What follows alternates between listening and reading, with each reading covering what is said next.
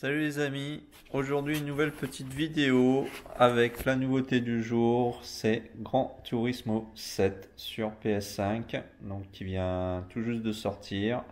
Je l'ai installé, j'ai fait mes premiers tours de roue et cette petite vidéo est surtout pour vous montrer une compatibilité, c'est avec le TGT2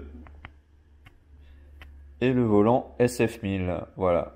Pour voir si en fait le fameux HUD fonctionne. Alors comme vous pouvez déjà le voir, il est allumé, ça veut dire qu'il est reconnu puisque le jeu est déjà lancé.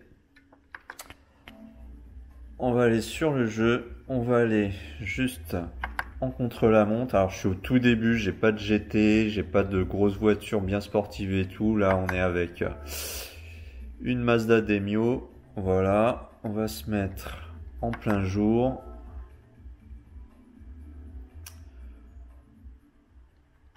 Voilà, c'est une petite démo pour voir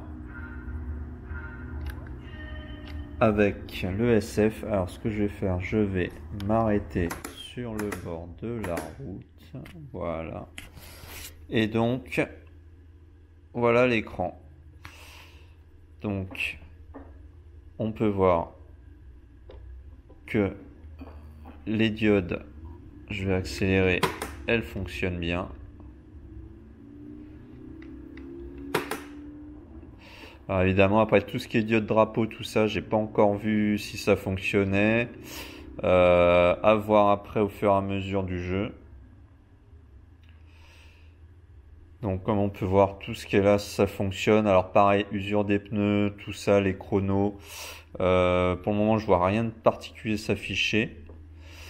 Mais voilà, à voir au fur et à mesure, mais c'est pour en tout cas vous montrer que ça fonctionne parfaitement avec GT7.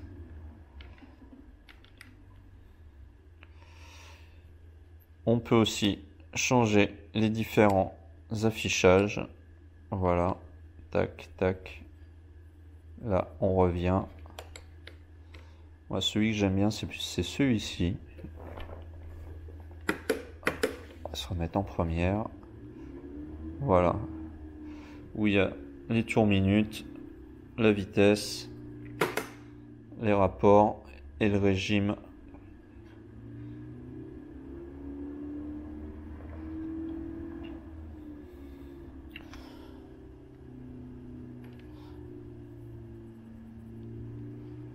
Voilà. Donc en tout cas, le SF1000 fonctionne. Alors après, pas forcément pleinement, dans le sens que les roulettes ici, j'arrive pas à les configurer. Voilà, ici. Par contre, ici, ça fonctionne. C'est-à-dire qu'en fait, quand j'appuie dessus, ça modifie le HUD qui est en bas à droite de l'écran. Et si on tourne les molettes ici ou ici, en fait, ça modifie. Donc ici, c'est le traction control. Voilà, là je suis en train de les modifier. On le met à 0 par exemple. Voilà. Donc ça fonctionne. Mais je n'arrive pas à les paramétrer différemment. Et ces roulettes là, par contre, pareil, à aujourd'hui. Alors, est-ce que après c'est la balance des freins ou l'ABS qui est géré ici? Je sais pas, puisque là, avec les voitures de base, on n'y a pas accès à ces paramètres là. Donc, à voir au fur et à mesure.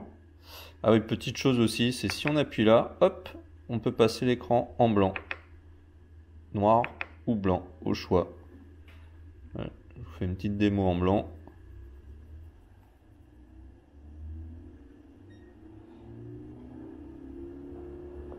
Voilà. Bon, moi je préfère noir personnellement. Voilà. Et pareil, savoir aussi que les palettes d'embrayage, donc on peut les activer en mode embrayage en mettant le commutateur ici. Mais si on passe le commutateur en numéro 4, on peut, et ça c'est bien, en vue cockpit par exemple, on peut voilà, tourner la tête progressivement à droite ou à gauche. Enfin là c'est plutôt la droite et là la gauche. Voilà. Voilà pour cette petite vidéo donc, qui montre le fonctionnement du SF1000 Thrustmaster sur GT7. Allez, bah écoutez, très bonne journée et à très bientôt. Ciao ciao.